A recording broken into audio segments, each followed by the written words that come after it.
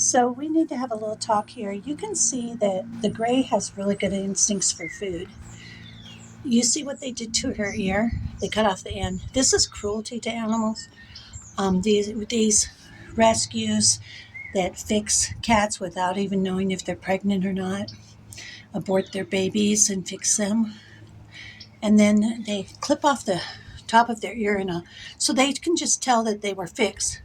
Now, why would you do that kind of damage to a cat, to the rest of its life, so you, as a human, can know it's fixed? They could have done a much smaller one.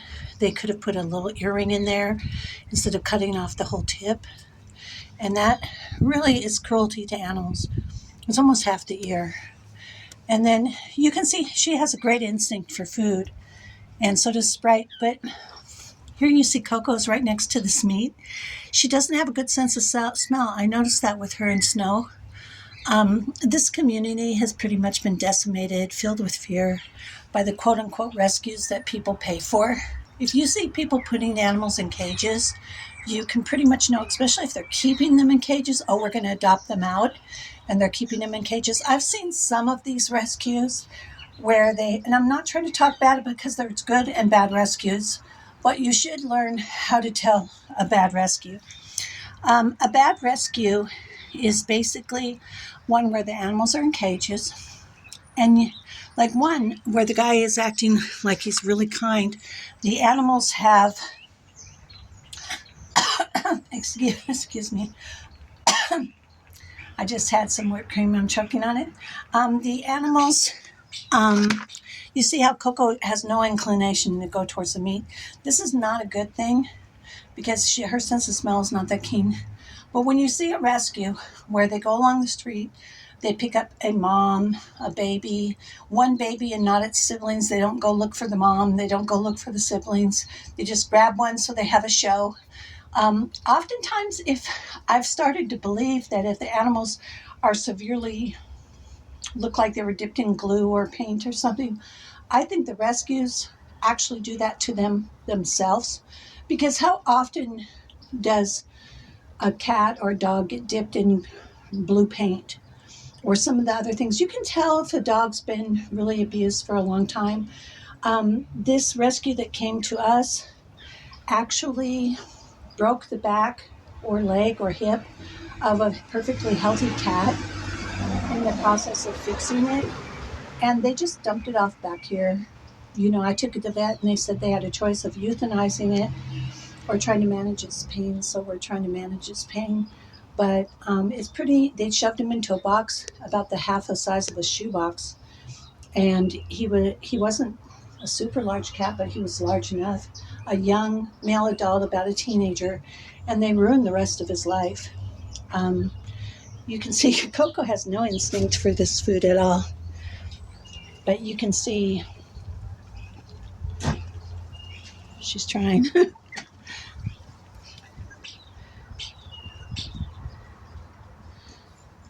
That's just pure beef, but Coco doesn't recognize it because she only recognizes food and she prefers milk. So you see the beauty of this? Coco can walk out, she can get in the sunshine, she can play, she can go to the bathroom freely and covered up. Also, too, another thing, when they brought a bunch of males back here fixed with their ears cut off. Now you see Moon over here, who's been here for several generations. Yes, I'm going to move the plastic bag. Moon is sitting here. They took her, they fixed her, they cut the top of her ear, and she had just lost some babies because that was a very traumatic event for her. She had a possum come attack her babies, and it was very traumatic for her. And the very next day, this rescue came and got her and fixed her. And I guess it's okay because Moon wasn't having she was the mother of Luna, the mother of James Fearless, and the mother of Malachi. And she didn't care for him the whole time. She dumped him off here. But she's been here for a long time, and look, they chopped off the top of her ear, and you can see that it's getting some sort of, I'm going to have to treat it because look at that, it's getting some sort of growth or fungus on it from a dirty clinic. That's not something, she hasn't put something brown crusty on her ear. That came from a dirty clinic. But you can see these girls are talking, they're communicating, they're loving each other, they're enjoying the sunshine together. This is what animals should do. Look at that, it's adorable. It's really adorable. They're just enjoying a beautiful day. They're not in a cage. When you see a rescue that comes along, say they pick up just Coco. They don't pick up her mom. They don't pick up her brother. They dumped off her brother after he'd been caged for an hour.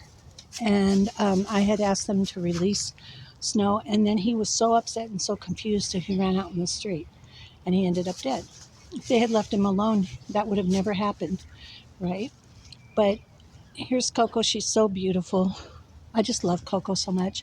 But they would come pick up Coco, put her in a cage, fix her when she's way too young to be fixed, give her injections so that most of these cats are ill now because of the vaccinations they were given. One of them even looks like it's getting pneumonia, and I'm going to have to try to treat that, which is very difficult. These cats, you can see, they don't have any sneezing, no sinus problems, no nothing. They came out of winter perfectly healthy. And that rescue devastated the whole community here. They took James Fearless, they took Luna, they never brought him back. Here's the Gray. She's always been antisocial and afraid of pregnancy, so getting fixed is probably a good thing for her. This is Wolf. They did not get Wolf, and he's perfectly healthy. You can see him. He's a big, strong male with good instincts. But I just want to bring you back to the loveliness of green grass, wholesome animals,